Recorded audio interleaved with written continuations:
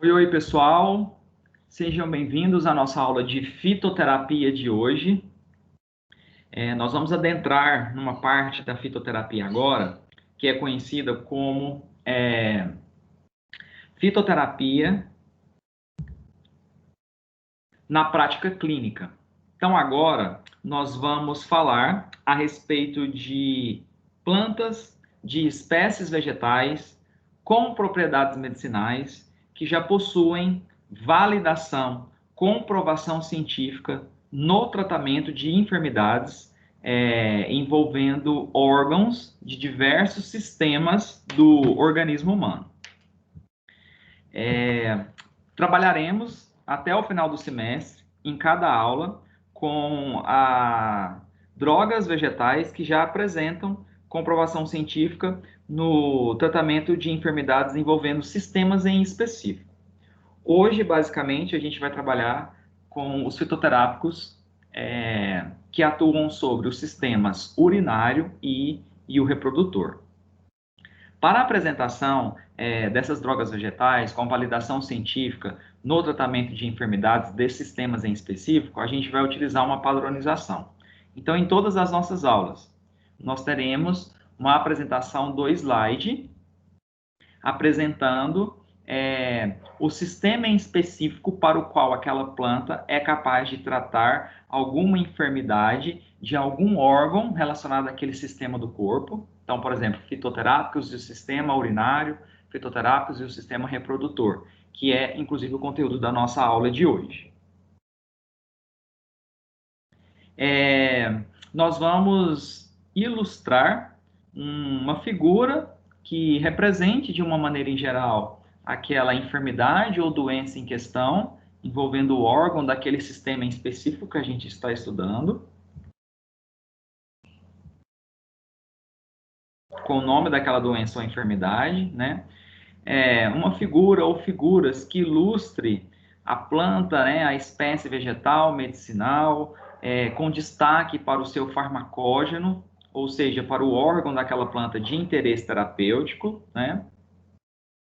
Traremos para aquela planta o seu nome científico, de acordo com a nomenclatura binomial científica botânica de Linneu, os nomes em latim ou latinizados, né? O binômio, o nome do gênero, o epíteto específico e da espécie como um todo. Também o seu nome popular, com o qual ela é mais conhecida, né? Uma vez que o nome popular está muito sujeito a regionalizações, ele pode variar de um local para o outro, dentro de um mesmo país, de uma região para outra, mas o principal nome popular com o qual a planta é conhecida, né? Mas pelo nome científico não há dúvida de qual espécie em questão a gente está lidando, né? A ilustração a respeito da planta, eu havia dito que além da ilustração da planta, da espécie como um todo, vai vir também destacando o seu farmacógeno, que é aquele órgão de interesse terapêutico, onde os princípios ativos estão estocados, armazenados ou presentes em maior concentração, né? As propriedades farmacológicas ou a ação farmacológica daquela planta que justifique o seu uso para tratar a enfermidade envolvendo o órgão daquele sistema em específico, né? E ilustrações de medicamentos ou da forma farmacêutica ou especialidade farmacêutica contendo o extrato daquela planta ou daquela espécie medicinal em questão.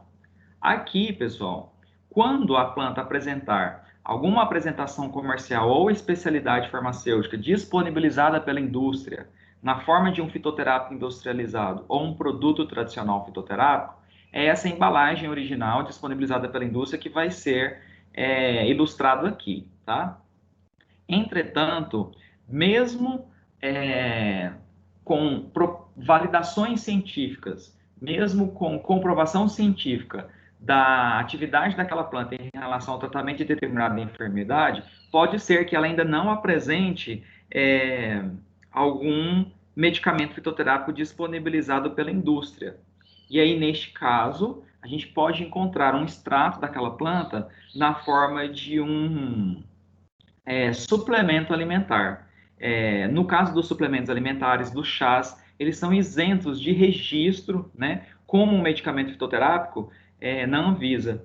Então, quando a planta ou espécie medicinal apresentar, disponibilizado pela indústria, alguma apresentação comercial ou especialidade farmacêutica, ela vai ser ilustrada aqui. Caso contrário, a gente vai ilustrar figuras, né, de diferentes produtos que disponibilizam o extrato daquela planta ou aquela droga vegetal seca na forma de chás ou suplementos alimentares, e que nesse caso eles não são designados como medicamentos fitoterápicos e, portanto, são isentos de registro, tá?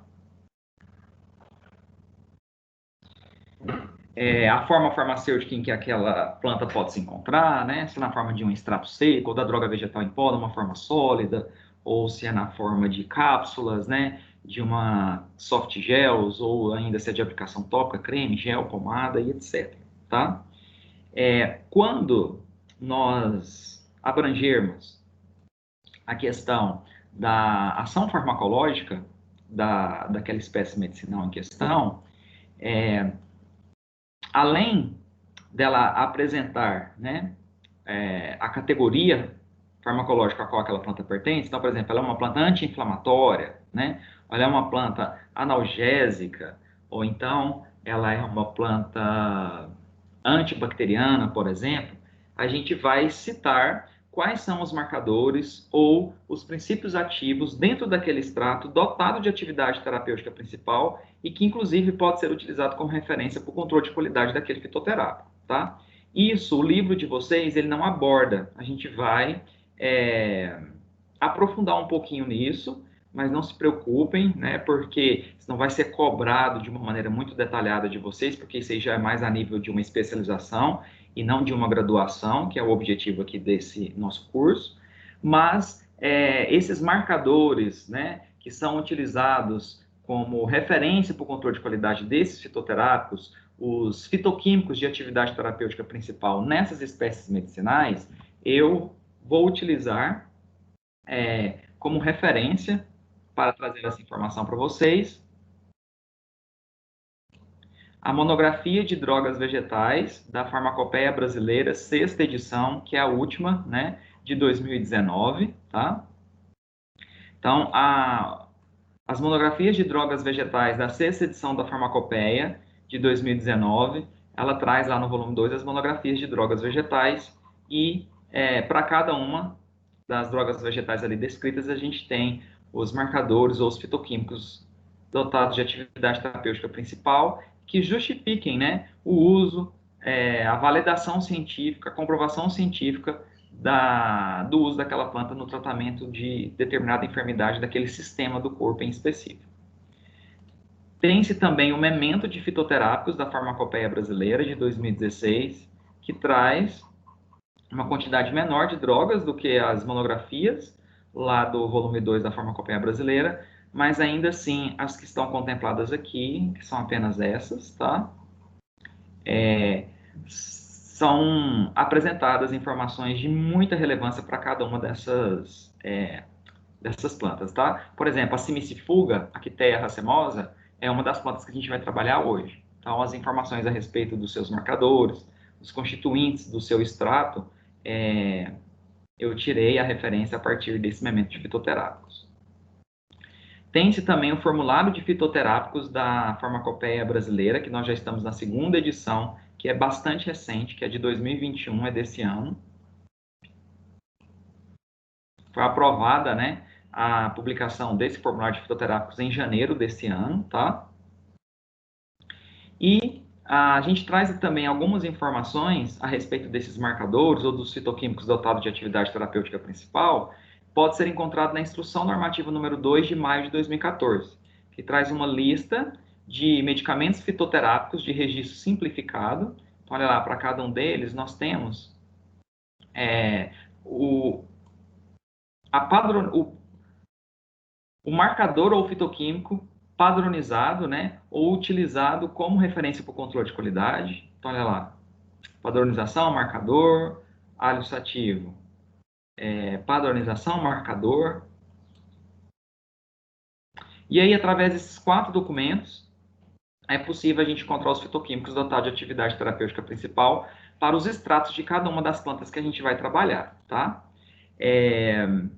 E, além disso, quando a planta apresentar uma apresentação comercial disponibilizada pela indústria na forma de uma especialidade farmacêutica, as informações a respeito da farmacologia, dos dados farmacológicos, da farmacodinâmica, pode ser extraída da bula, né, fornecida pela indústria com pelo menos uma visão em geral do mecanismo de ação daquele extrato em questão. Tá?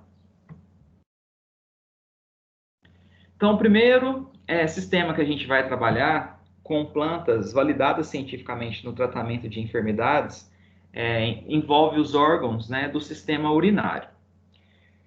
Em relação ao sistema urinário, é muito comum as chamadas infecções urinárias, que pode, né, ser encontrada ou ela ocorre tanto em indivíduos do sexo masculino quanto em indivíduos do sexo feminino, tá? As principais bactérias envolvidas em infecções urinárias agudas são descritas como sendo da espécie Escherichia coli, tá? Agora, no caso de infecções crônicas, outras bactérias coliformes podem estar associadas juntamente com a Escherichia coli, tá? No tratamento da infecção urinária, tem-se utilizado e com validação científica uma planta que é a Arquitostaphylos uva ursi. O nome científico dessa planta que é conhecida popularmente como uva ursi. Tá? O farmacógeno, o órgão de interesse terapêutico da planta que é utilizado, né, com propriedades relacionadas ao tratamento da infecção urinária, são as suas folhas. Então, é um órgão vegetativo, né? A ação farmacológica dessa planta que justifique a utilização no tratamento de infecções urinárias é que ela apresenta propriedades antibacterianas e a infecção, né, urinária geralmente ela está associada à presença de determinadas bactérias, como eu disse, principalmente a Escherichia coli e outros coliformes também, mas é alegado também à planta a sua propriedade anti-inflamatória, reduzindo o processo inflamatório relacionado a essa infecção, né? Não existe apresentação comercial disponibilizada pela indústria, né, na forma de um medicamento fitoterápico com extrato das folhas de uva ursi. Mas você pode encontrar a droga em pó ou as suas folhas na forma de produtos como suplemento alimentar, que são isentos de registro na Anvisa, porque não é disponibilizado como um medicamento fitoterápico. Então, os chás, os suplementos alimentares podem conter extratos ou a droga vegetal, disponibilizado na forma de um suplemento alimentar, que é o caso desse exemplo que eu estou colocando aqui, para a uva ursi, contendo a droga vegetal em pó ou seu extrato na forma de cápsulas, né? O extrato ou a droga é encerrado no interior de um invólucro de gelatina, água e açúcar. As cápsulas de gelatina dura, né? Porque pode ser também que às vezes a gente tem as cápsulas de gelatina mole, que são as soft gels. As cápsulas de gelatina dura são as púvulas, ok?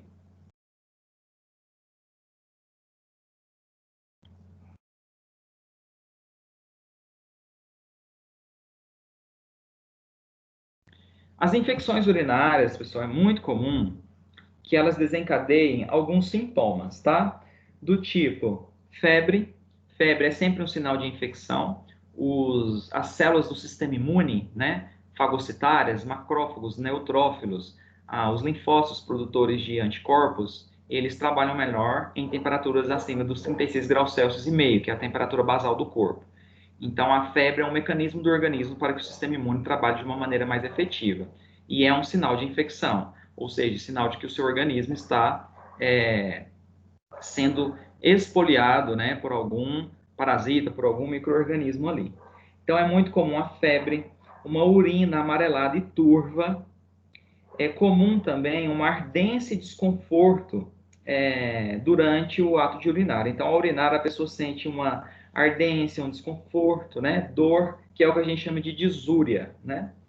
Além disso, você tem uma sensação de peso no baixo ventre e você costuma urinar por várias vezes em pequena quantidade.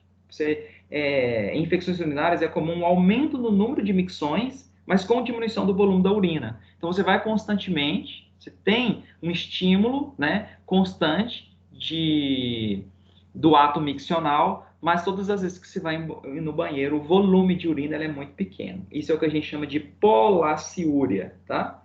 É urinar pouca quantidade, muitas vezes ao dia. E geralmente associado a uma sensação de esvaziamento incompleto da bexiga. Além da uva urse, para o tratamento de infecção urinária, uma outra planta também validada cientificamente é a Echinacea purpure, nome popular Echinacea, em que como farmacógeno se utilizam as suas partes aéreas floridas, assim como ilustrado aí na figura, tá? A Echinacea purpure é uma planta que tem utilidade no manejo da infecção urinária, uma vez que ela apresenta diversas propriedades ou ações farmacológicas.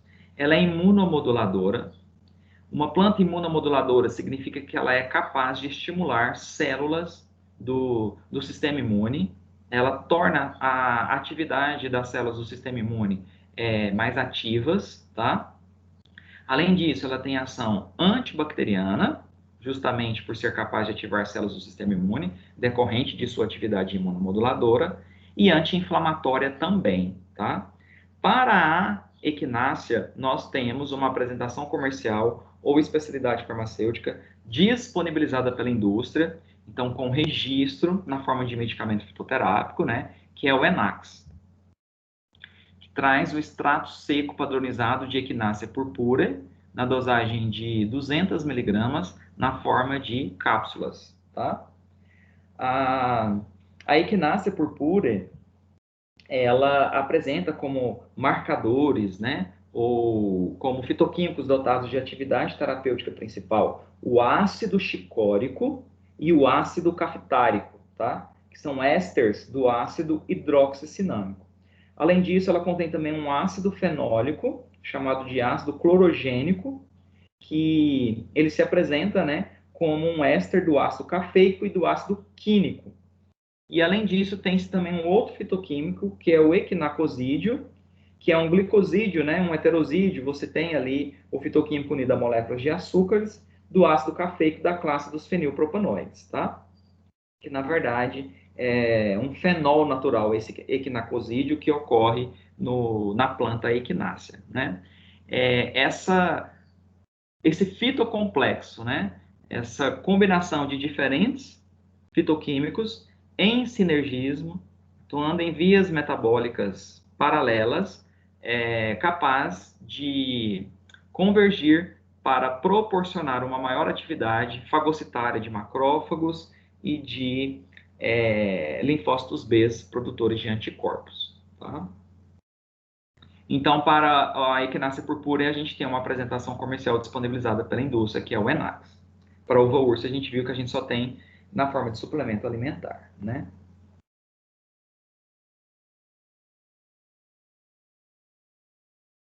Também, para o tratamento da infecção urinária, que, como eu disse para vocês, é comum acometer tanto homens quanto mulheres, nós temos uma planta, né, que tem ali uma cutícula bem espessa em suas folhas, uma planta brejosa, tá? Que é conhecida como chapéu de couro. Nome científico, Echinodorus grandiflorus, ou Echinodorus macrófilos.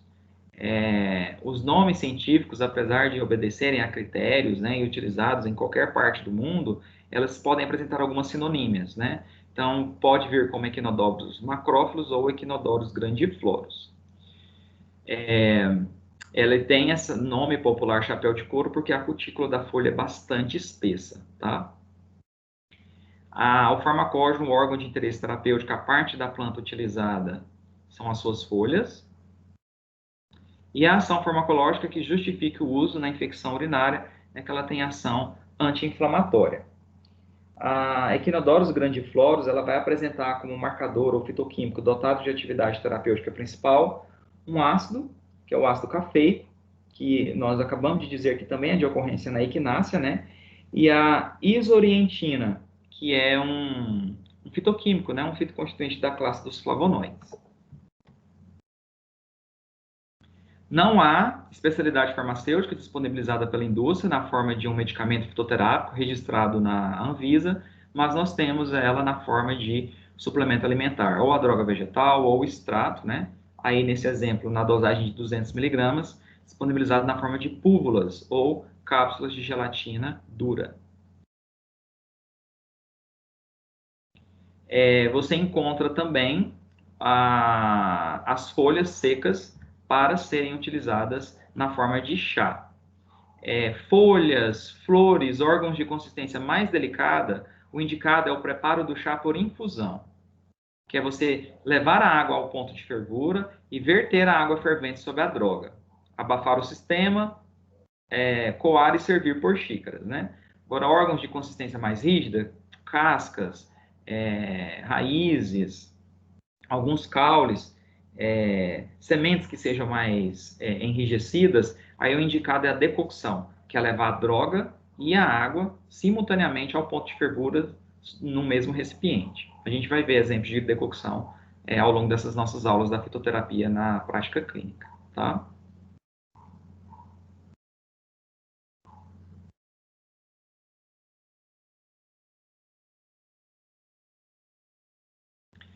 Bom, uma outra condição ou situação acometendo o sistema urinário, e aí agora a gente já finalizou a infecção urinária, né? São os chamados cálculos urinários, ou então urolitíases, né? Os cálculos urinários, eles comumente são capazes de desencadear alguns sintomas, do tipo cólica lombar intensa, que irradia para a região do baixo abdômen. É muito comum também a polaciúria, aquela condição de você, né, urinar pouca quantidade várias vezes ao dia. Você tem um aumento no número de micções, mas com um volume de urina muito pequeno, com aquela sensação de esvaziamento incompleto da bexiga, né? Além disso, pessoal, é muito comum encontrar sangue na urina, a chamada hematúria, porque o cálculo renal é um concentrado de substância de diversos tipos de sais que podem se formar em diferentes partes do sistema urinário, tá? Pode ser nos rins, que aí ele é chamado de cálculo renal, nos ureteres, na bexiga, na uretra, e o organismo tenta expelir isso. E a superfície desses concentrados, desses cristais de sal que formam o cálculo urinário, elas são muito pontiagudas, né? Elas não são lisas, ela não é homogênea e ela vai causando escoriações na uretra, e por isso que é comum você encontrar a presença de sangue na urina, a hematúria, no caso dos cálculos urinários. Isso é particularmente mais desconfortável para o homem em virtude do diâmetro da uretra masculina ser menor do que da uretra feminina. Tá? Causa cólicas muito intensas, um desconforto, né? Um mal-estar muito grande. Para o tratamento do cálculo urinário, são descritas, né, algumas espécies medicinais, como a bardana, ou nome científico Arctium lapa. A gente utiliza como farmacógeno, né, órgão de interesse terapêutico. A parte da planta utilizada são as suas raízes, né? Então, um órgão vegetativo subterrâneo. As suas propriedades farmacológicas que justifiquem o uso no tratamento do cálculo urinário é que a bardana ela apresenta propriedade diurética, então ela aumenta a quantidade de urina formada, favorecendo, né, a diluição ou a dissolução desses cristais de sais que são característicos do cálculo urinário, além de exercer também uma ação anti-inflamatória que vai estar relacionada à diminuição de dor, né?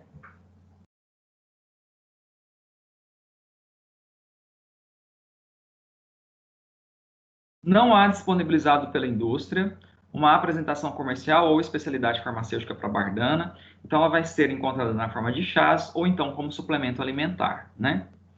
Bom, o chás, o indicado é que seja preparado por decocção, nós acabamos de ver a diferença, né?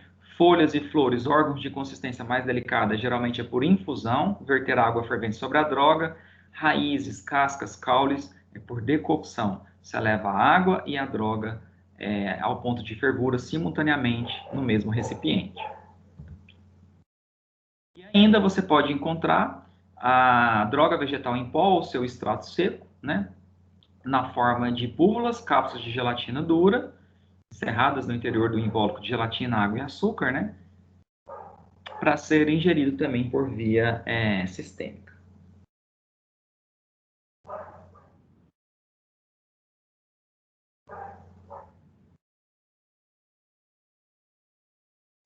Então, é muito comum a ocorrência de cólica, tá? Associada à presença dos cálculos urinários, essa concentração de sais, tá?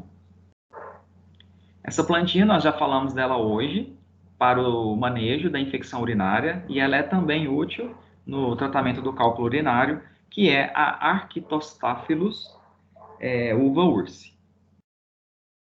Farmacógeno, órgão de interesse terapêutico, a parte da planta que a gente utiliza são as folhas. E os fitoquímicos que justificam a sua ação terapêutica, né? Ou os marcadores, né, dotados de atividade terapêutica principal na uva ursi, é uma hidroquinona hidrolisada conhecida como arbutina. No tratamento do cálculo urinário, a uva ursi seria importante devido à sua ação anti-inflamatória.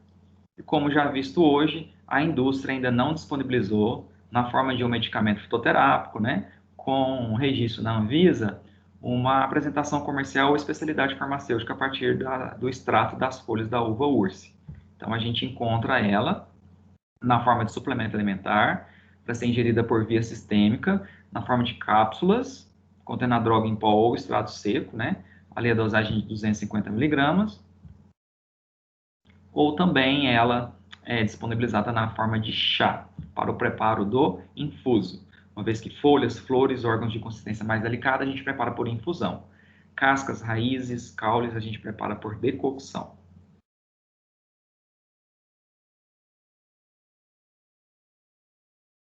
O cálculo urinário, pessoal, é também conhecido informalmente, né, como pedra nos rins, porque formam-se verdadeiras pedras mesmo, né? Na verdade, o cálculo urinário são um concentrado de substâncias de diferentes tipos de sais, principalmente de cálcio, tá? Na forma de oxalato de cálcio, e se encontra também como na composição desses cálculos o ácido úrico, cistina e os cristais de estruvita, à base de fosfato, amônia e magnésio.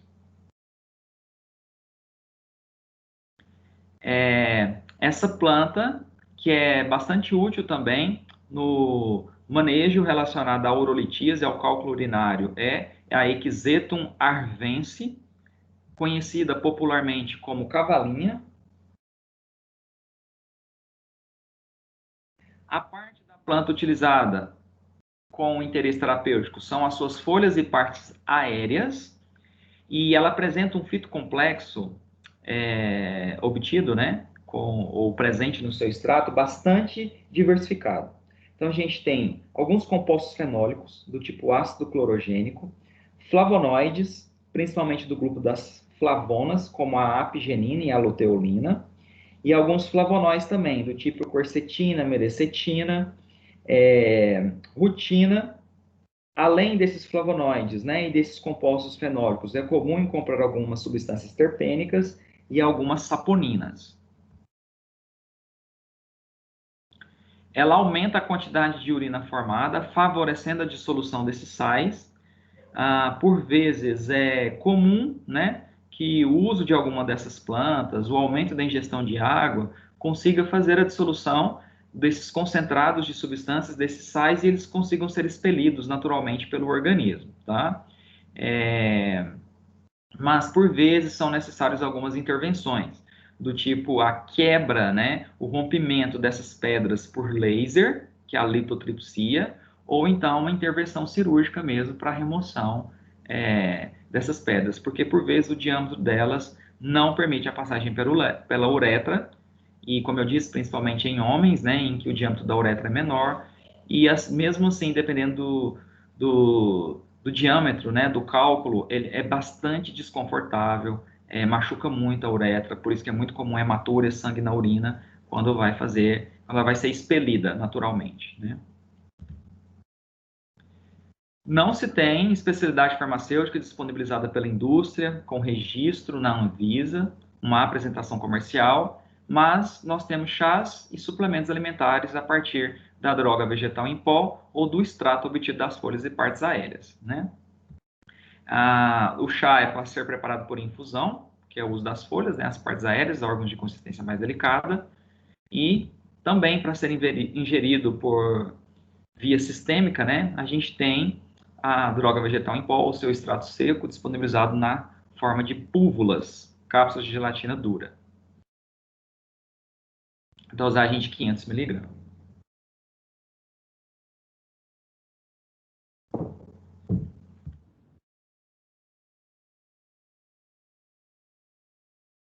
O cálculo renal, né, ou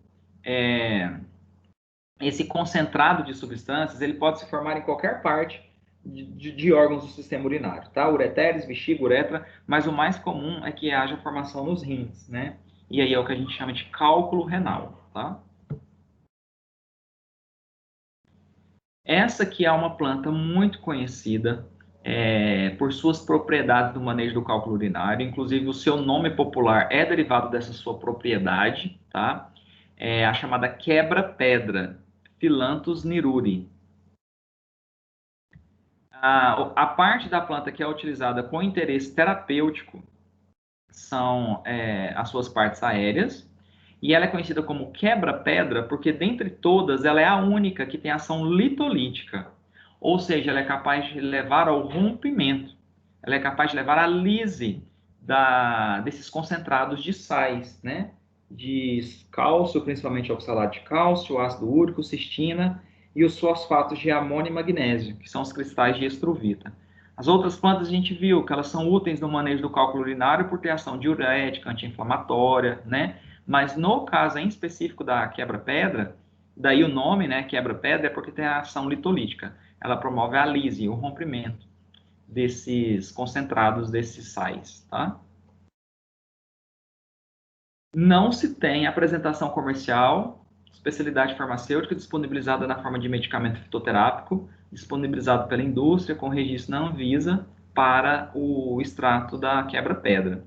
A gente pode encontrar ela na forma de suplementos alimentares, na forma de extratos ou até mesmo do chá, tá? Então você encontra a tintura de quebra-pedra, que é um extrato, né, alcoólico e que geralmente você utiliza diluindo em água.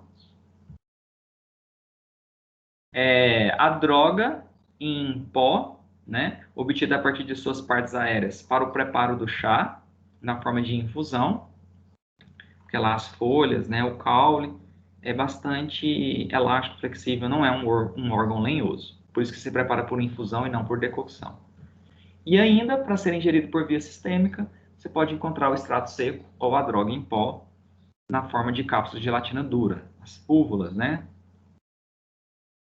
na dosagem de 500 miligramas.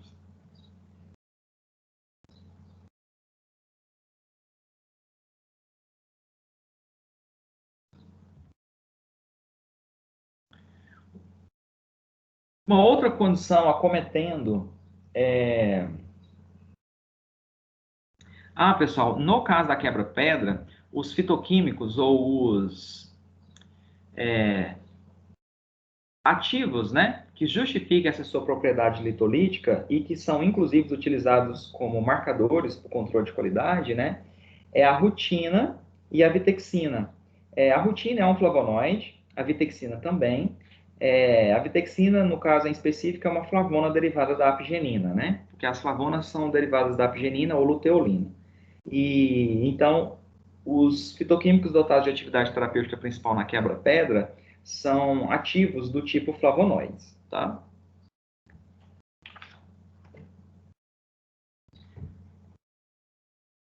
Para encerrar o sistema urinário, nós temos uma outra condição que acomete, né, homens, e que na verdade é bastante comum, que é a hiperplasia prostática benigna.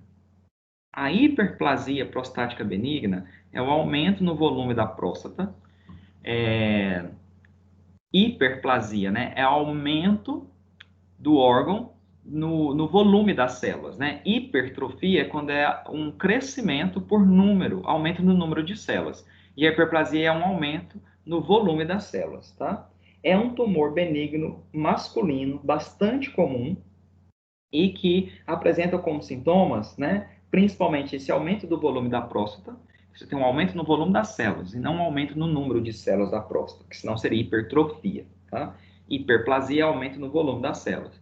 Hipertrofia é aumento no número de células. Diminuição da força do jato urinário, a polaciúria, aquela motivação, né? Aquela situação em que você urina em pouca quantidade, muitas vezes ao dia, associado àquela sensação de esvaziamento incompleto da bexiga, né? É comum também a disúria, que seria aquela dor e um desconforto durante o ato de urinar. E essa sensação, né, de esvaziamento incompleto da bexiga são as principais sintomas relacionados à hiperplasia prostática benigna. Uma planta que apresenta, inclusive, a apresentação comercial ou especialidade farmacêutica na forma de medicamento fitoterápico, né, é o tratamento fitoterápico para a hiperplasia prostática benigna, seria a salpalmeto, essa plantinha aqui, em que a gente utiliza os seus frutos como farmacógeno, ou órgão de interesse terapêutico, tá? Aqui os frutos verdes, em processo de amadurecimento e maduros. Serenoa repens é o seu nome científico, o nome popular é salpalmeto, e a parte da planta utilizada, os frutos. Bom, ela é útil no manejo da hiperplasia prostática benigna porque ela tem ação antiandrogênica, tá? Então, pessoal, os homens apresentam uma enzima chamada de 5-alfa-redutase, e essa enzima ela é capaz de converter a testosterona no seu metabólito mais ativo, que é a DHT, dihidrotestosterona. E a ligação da dihidrotestosterona em alguns receptores da próstata leva ao aumento, né? A formação desse tumor, que é um tumor, na verdade, o que? Benigno, tá? A hiperplasia é devido à ligação em receptores para dihidrotestosterona, né? Desse metabólito ativo, e que tem uma enzima que faz essa conversão, que é a 5-alfa-redutase, tá?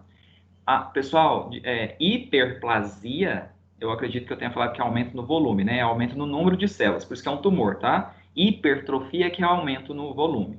Eu acho que eu havia feito essa informação de maneira equivocada aqui no início. Ou, por exemplo, células musculares, elas sofrem hipertrofia, elas aumentam o volume das células. Por exemplo, na prática de atividade física, né? Hiperplasia é aumento no número de células e, consequentemente, acaba contribuindo para o aumento do tamanho da próstata, né?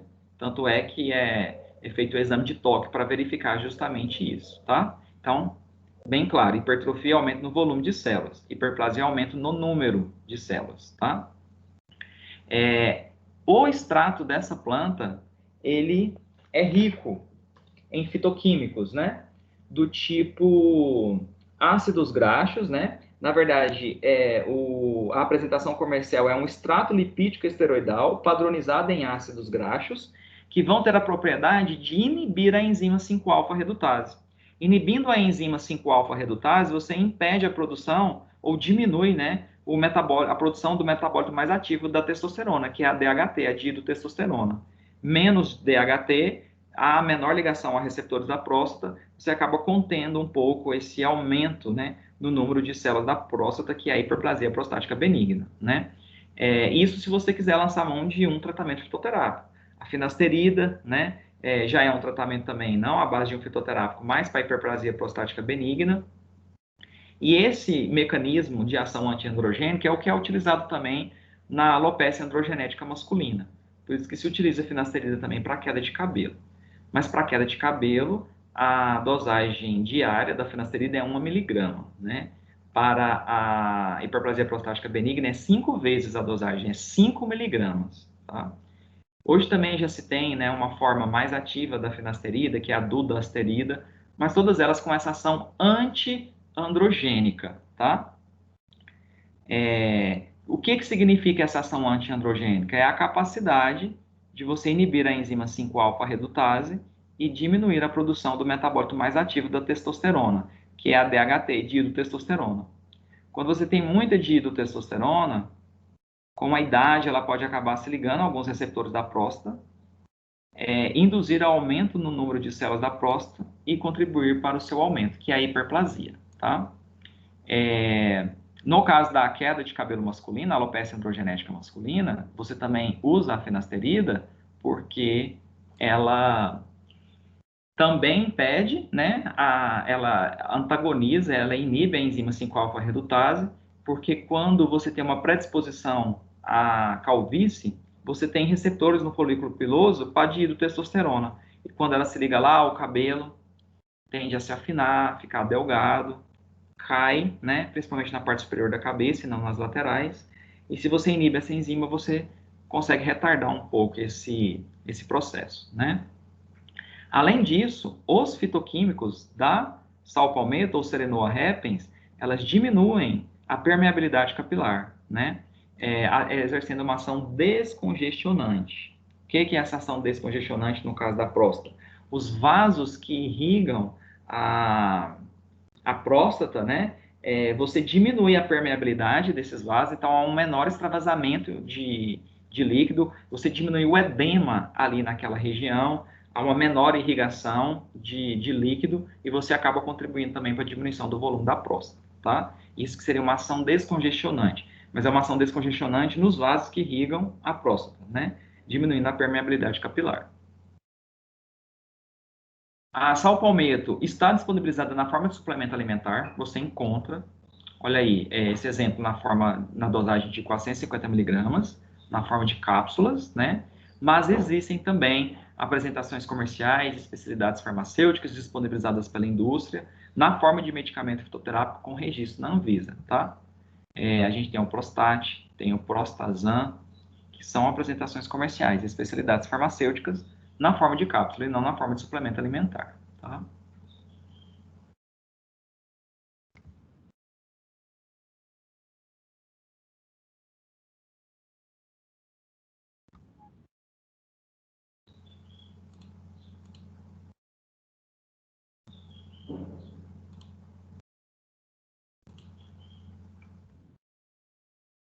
Bom, a hiperplasia prostática benigna encerra as enfermidades, né, ou doenças associadas a esse sistema. Agora a gente vai entrar no sistema reprodutor.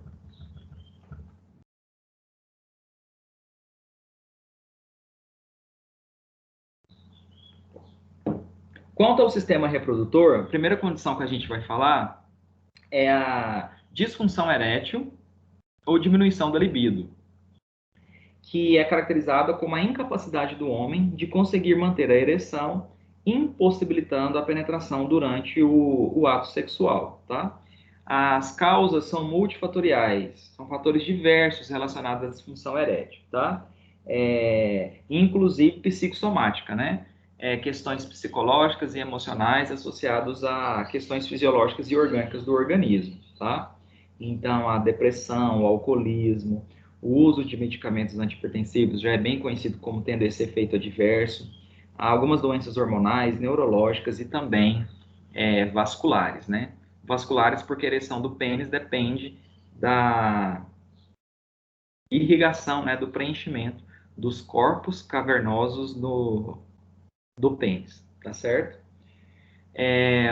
A literatura, ela é unânime em dizer que o uso da fitoterapia na disfunção erétil, ela pode ser muito pouco efetiva, ela é apenas um tratamento, uma alternativa complementar, porque muitas vezes isso vai requerer uma intervenção com outros tipos de medicamentos, se forem funções fisiológicas, né?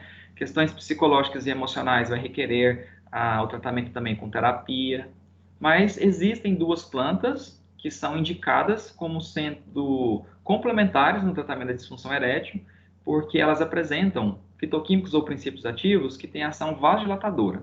E como o pênis, para ficar ereto, depende do preenchimento dos corpos cavernosos, né, por sangue, elas teriam uma utilidade justificável por essa propriedade farmacológica que elas apresentam, tá? Uma delas seria o ginkgo biloba, que é uma planta que tem essa ação vasodilatadora, inclusive melhora a circulação cerebral, então ela é muito utilizada para demência. E na aula sobre o sistema nervoso central nós vamos discutir melhor a respeito dela, tá? Ela é uma gimnosperma, tem essas folhas aí na forma de um leque. Ginkgo biloba, o nome popular ginkgo, e a sua parte utilizada são justamente as folhas, tá? Tanto a ginkgo biloba quanto a outra planta que a gente vai falar, que é útil na disfunção erétil, né? A justificativa é devido à sua ação vasodilatadora, tá? Ginkgo biloba tem, sim, apresentação comercial e especialidade farmacêutica disponibilizada pela indústria, com registro na Anvisa na forma de medicamento fitoterápico, né? Contendo extrato seco padronizado para as folhas dessa planta, só que a indicação da bula é mais para o tratamento da insuficiência cerebrovascular, né, a perda de memória associada à idade, demência, e aí eu vou deixar para ilustrar essas apresentações comerciais quando a gente falar dessa condição, tá? E você encontra o ginkgo biloba também, a droga vegetal ou o extrato seco na forma de suplemento alimentar, como cápsulas para ser ingerido por via oral. Púvulas, né? Cápsulas de gelatina dura. A outra planta com ação vasodilatadora e útil no manejo da disfunção erétil, e que é citada na literatura, é o Panax ginseng. O ginseng, tá? Em que a gente utiliza como órgão de interesse terapêutico ou farmacógeno as suas raízes.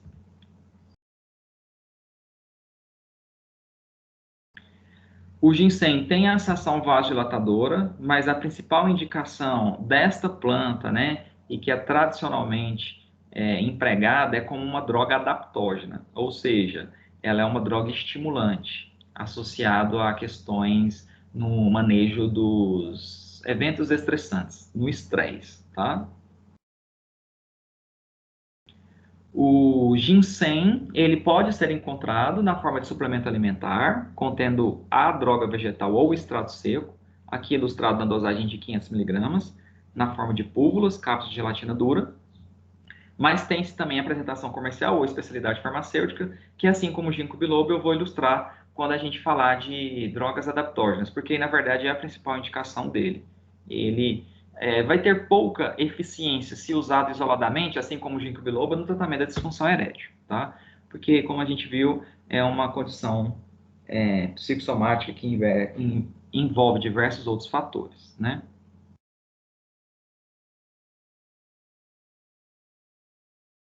Acometendo especificamente as mulheres, né, a gente tem uma condição associada ao sistema reprodutor quando elas entram na chamada menopausa, né?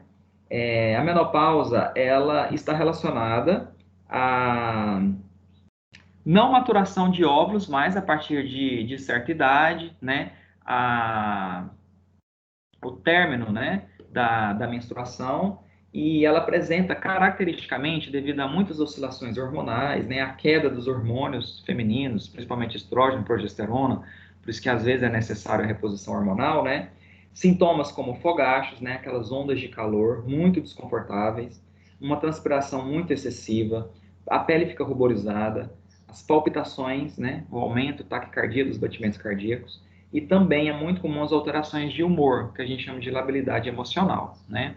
Então, essas quedas de hormônio, por vezes, elas são muito, refletem muito na fisiologia e no emocional da mulher, e que, por isso, às vezes, é prescrito, né, por alguns ginecologistas, a reposição hormonal para que a mulher passe por esse período com uma qualidade de vida melhor, tá? E existem, né, plantas, extratos, a partir de espécies medicinais, que são úteis no manejo dos sintomas do climatério, né? E é, assim, uma condição que afeta tanto a qualidade de vida na população, que para todas as plantas com validação e comprovação científica no manejo, ou como paliativo dos sintomas do climatério, a indústria disponibiliza especialidades farmacêuticas, apresentações comerciais, tá? Bom, então a primeira é a Actea racemosa, conhecida também popularmente como simicifuga. Parte da planta utilizada com interesse terapêutico ou seu farmacógeno são as raízes e esse caule subterrâneo, por isso que você tem essa sensação de que as folhas emergem direto do solo, porque o seu caule é subterrâneo, igual do gengibre, do açafrão, tá? Do tipo rizoma. Então, a parte da planta utilizada são as raízes e os rizomas.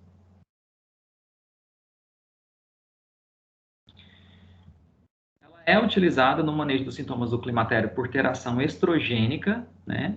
Então, os seus fitoquímicos, eles são utilizados como precursores para a síntese de estrógeno. E por isso que acaba sendo útil no manejo dos sintomas do climatério, tá? No caso da Cterra racemosa, esses fitoquímicos utilizados como precursores para a síntese de estrógenos são glicosídeos triterpênicos, utilizando como marcador expressos em desoxiacteína. A apresentação comercial ou especialidade farmacêutica disponibilizada pela indústria com o extrato da raiz e rizoma de semicifuga é o Aplause. Na dosagem de 200 mg, né, contendo o estado seco, na forma de comprimidos. Como um medicamento fitoterápico. Olha lá, então isso aqui não é um suplemento alimentar, tem registro na Anvisa.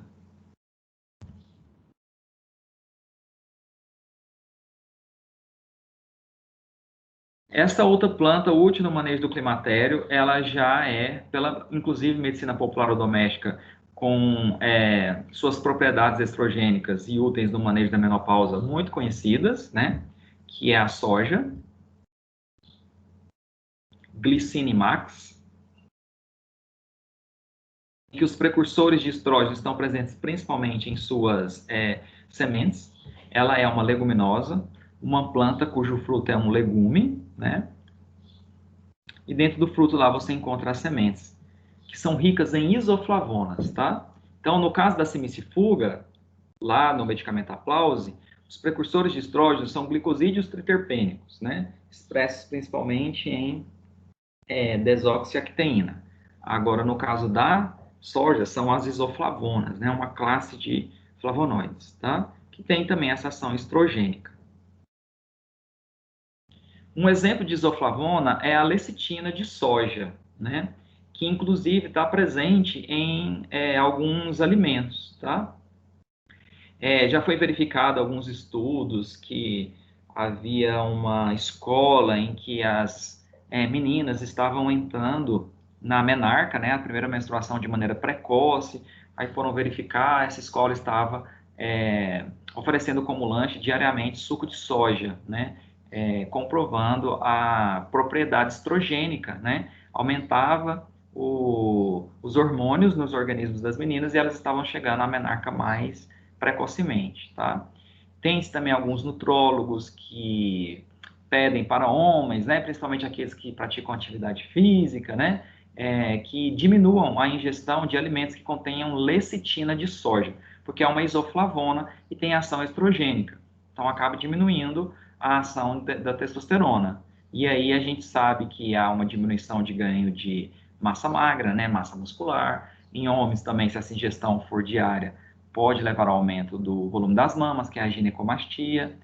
E é difícil, porque grande parte dos alimentos, se você for ver na composição, tem a lecitina de soja, né? Porque ela é um estabilizante, muito utilizado na composição de alguns alimentos industrializados, né? E o ideal seria, principalmente no caso de homens, evitar, tá? Como eu disse, para todas as plantas com validação científica no tratamento de sintomas do climatério, a gente tem a apresentação comercial com registro da Anvisa disponibilizado pela indústria como especialidade farmacêutica, tá? No caso da soja, a gente tem Buona, cápsulas na dosagem de 150 miligramas e o Soifeme, na mesma dosagem também, só mudando o laboratório, né? Uma da Eurofarma, outra do Axê. Ambos como medicamento fitoterápico, olha lá, com registro da Anvisa.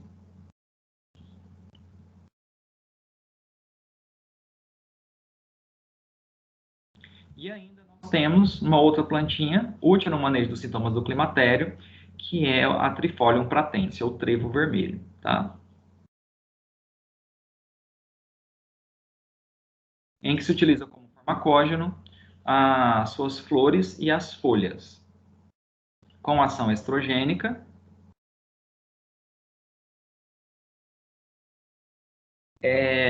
O que é importante e que, inclusive, né, é cobrado em avaliação e que não pode ser esquecido é todas as plantas úteis no manejo do climatério, elas têm ação o quê? Estrogênica, né? Então, elas vão fornecer fitoquímicos que são utilizados como precursores para a síntese de estrógeno. No caso da Actérea racemosa, a Simicífuga racemosa, esses princípios ativos são principalmente glicosídeos triterpênicos. No caso da soja e do Trifolium pratense, que é o que a gente está vendo agora, são as isoflavonas, tá? No caso da soja, uma dessas isoflavonas é a lecitina. O vermelho Trifolium pratense é também uma leguminosa, tá? Igual à soja. Tem um fruto do tipo legume. E tem apresentação comercial e especialidade farmacêutica disponibilizada pela indústria a partir do extrato das flores e folhas da Trifolium pratense, tá? Que é o climadil. Então, lá para Simicifuga a gente tem um aplause, para a soja, buona e soifeme, para o Trifolium pratense o climadil. Ambos disponibilizados como medicamento fitoterápico, né, com registro na Anvisa, na forma de especialidade farmacêutica disponibilizado pela indústria.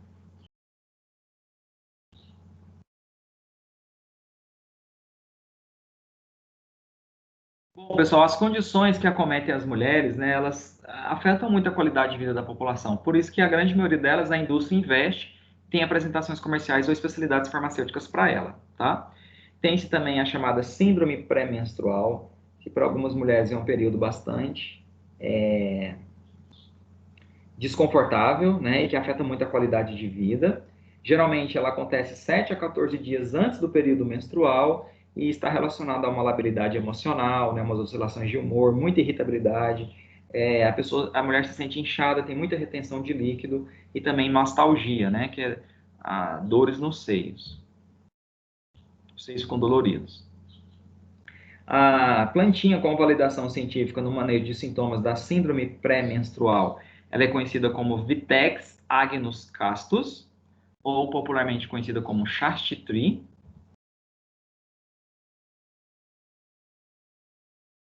O órgão de interesse terapêutico, a parte da planta utilizada são seus frutos.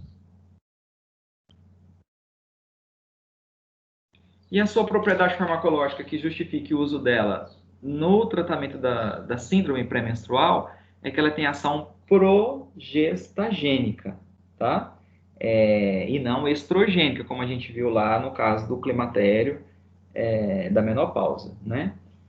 Os seus princípios ativos são expressos ou tem como marcador, né, como fitoquímico de atividade terapêutica principal, a alcubina, tá? Que é um iridoide, na verdade um heterosídeo, né, que tem uma molécula de açúcar, a glicose, unido à glicona, que é a parte do metabólito secundário do tipo monoterpeno, que é a alcubigenina. A alcubina, ela tem ação progestagênica indireta. Ela é útil no manejo dos sintomas da síndrome pré-menstrual porque ela inibe a secreção do hormônio folículo estimulante, estimula a secreção do hormônio luteinizante e ela desvia, então, a relação estrógeno-progesterona em favor da progesterona. Porque se fosse, né, a favor do estrógeno, a gente teria uma potencialização desses sintomas da síndrome pré-menstrual. Então, por isso que ela desvia a relação estrógeno-progesterona em favor da progesterona, por inibir o hormônio folículo estimulante e estimular a liberação do luteinizante. O TENAG é a apresentação comercial ou especialidade farmacêutica, disponibilizado, né, por laboratório farmacêutico na forma de um medicamento fitoterápico com registro na Anvisa. Então, vocês viram que para todos as plantas, né, que têm validação científica para tratamento de sintomas do climatério, da menopausa, da síndrome pré-menstrual, a indústria investe, né, e tem apresentações comerciais para o extrato dessas plantas, porque elas têm procura, elas afetam muito a qualidade de vida, né, e a indústria ela só vai investir no desenvolvimento de um medicamento fitoterápico ou um produto tradicional fitoterápico, competição de registro na Anvisa, né? Investir em pesquisas, se ela vê que isso pode ter um retorno lucrativo para o laboratório, né?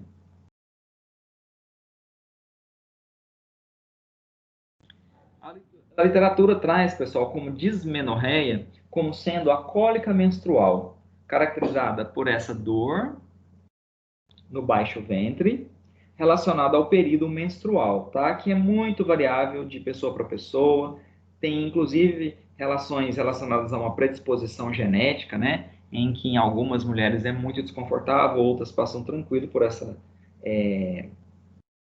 fase, né? Então, ela pode variar dependendo de indivíduo para indivíduo, de fraca até incapacitante, que a pessoa se sente muito mal, não consegue trabalhar, né?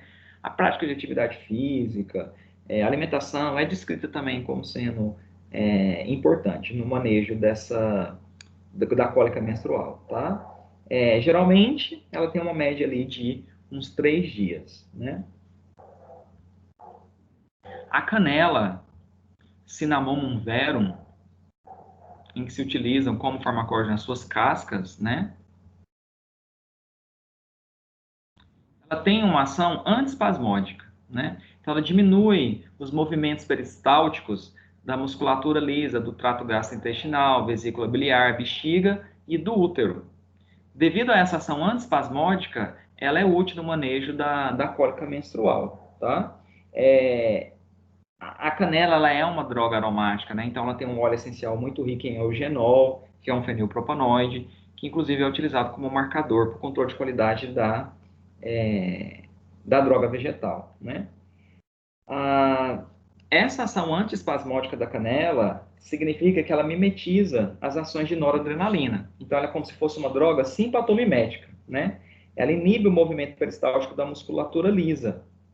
Dessa forma, ela está antagonizando os efeitos da acetilcolina. Por isso que ela é uma droga simpatomimética. Porque a acetilcolina é o neurotransmissor do sistema nervoso parasimpático e não do sistema nervoso simpático, né? Então, ela mimetiza a ação de noradrenalina, exercendo essa ação antiespasmódica, porque ela antagoniza as ações de acetilcolina. Ela é uma droga anticolinérgica.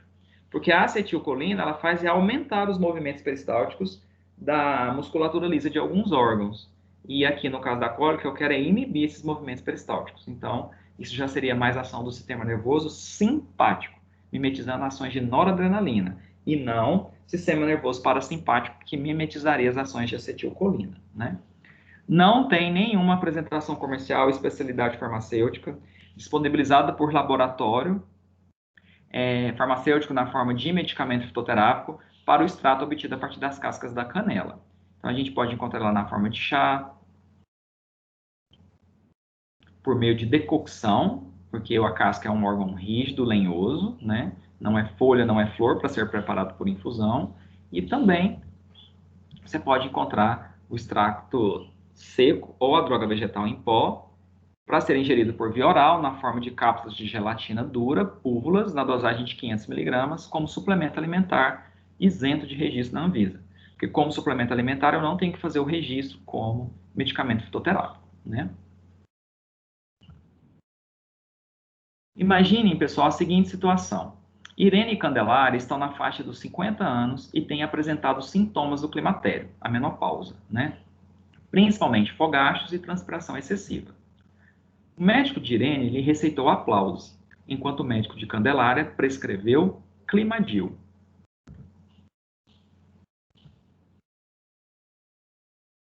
Que tipo de medicamentos são o aplauso e o Climadil?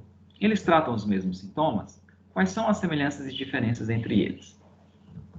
Bom, pessoal, tanto o aplauso como o Climadil são medicamentos fitoterápicos disponibilizados como apresentação comercial por laboratório farmacêutico, contendo o extrato obtido a partir de plantas úteis no manejo de sintomas do climatério e da menopausa.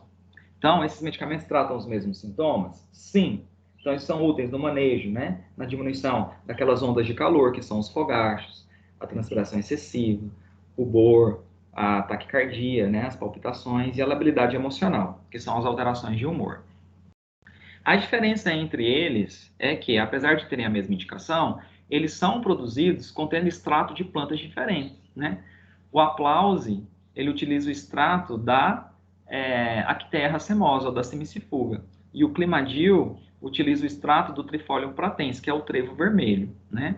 E, no caso em específico da semicifuga, os fitoquímicos que têm essa ação estrogênica são glicosídeos triterpênicos. E no caso do climadil, esses fitoquímicos são do tipo isoflavonas, que é o mesmo fitoquímico com ação estrogênica encontrado na soja, né? Só que na soja a gente tem a buona e soifêmen, né? Para o trevo vermelho é o climadil e para a semicifuga racemosa ou Actaea racemosa é o aplauso, né?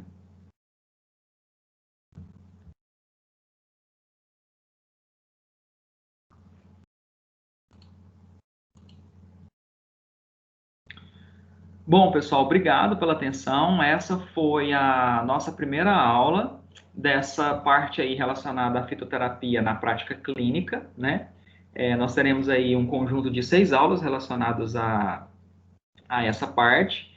E na próxima aula, a gente vai trabalhar com os fitoterápicos que atuam no sistema nervoso central, respiratório e sistema digestório também. Tá ok? Obrigado pela atenção, fiquem com Deus e até a nossa aula da semana que vem.